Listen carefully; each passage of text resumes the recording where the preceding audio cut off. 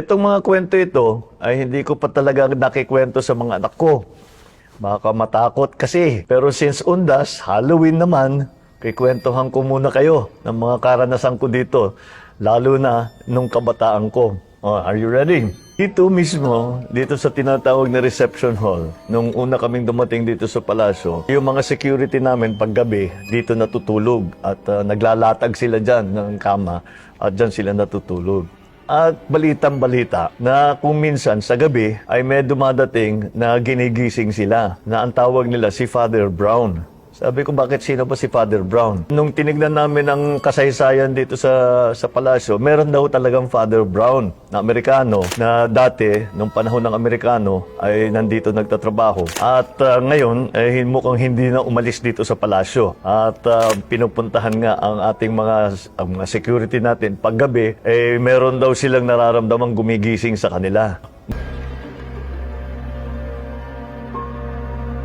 Nung ako'y nakatira sa isa dun sa mga guest room at ginagawa yung kwarto ko, kasama dito sa, malapit dito sa tinatawag na state dining room kung saan kami mag-cabinet meeting ngayon. Minsan, gabing-gabi na, umuwi ako, sinasara ko lang yung pintuan mula doon sa kwarto ko. Pagbukas ko ba naman ng pintuan, nakita ko biglang gumalaw yung mga buwan. Nagsisisigaw ako dito.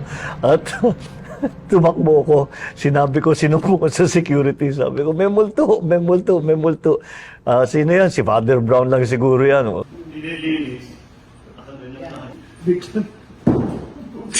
Still find that hard to believe. Ay, nako. It's true. Tapos nakita niyo dito sa palasyo, maraming chandelier. Pagka naririnig namin, nakikita namin na gumagalaw, sabi namin, baka mukhang may lindol. Kasi pag lindol, makikita mo, gumagalaw-gaw yung mga chandelier. Pero kung minsan, maraming chandelier nga, isa lang yung gumagalaw. At hindi namin alam, dahil wala namang bukas na bintana, hindi naman maabot ng tao yan, nakakapagtaka kung bakit nagkakaganon. Ito, nagbubukas ng mag-isa. Kagabi, isasara yan. Sarado yan, pag naman lock yung nakasara. Pagbalik siya, mas na. Sarado na yan. So, pinabayaan ngayon yan. Pagbalik na naman, sarado na naman. Kung minsan, lalo na paggabi at nag-iisa ka, lalo na pagpaakyat dito sa front door, yung formal na hagdan na papasok sa palasyo, minsan, actually ilang beses nangyari sa akin, pag akyat ko na ganun, ramdam ko na may nakatingin sa akin dun sa likod. Kaya, pag tingin mo na gano'n, ramdam sa'yo paglalakad ka. Tinitignan ko, nilalabas. Patras tuloy ako paakyat dahil nakakatakot, dahil alam ko na talagang alam nyo naman kung minsan, pag naglalakad ka, manaramdaman mo pag may nakatingin sa'yo, yung may sumusunod sa'yo. Ganun ang pakiramdam ko.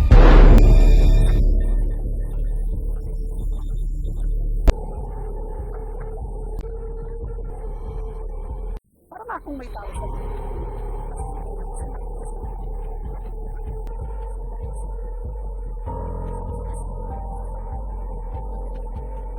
Minsan, nandito kasama ko maraming kaibigan, siguro mga 6 kami.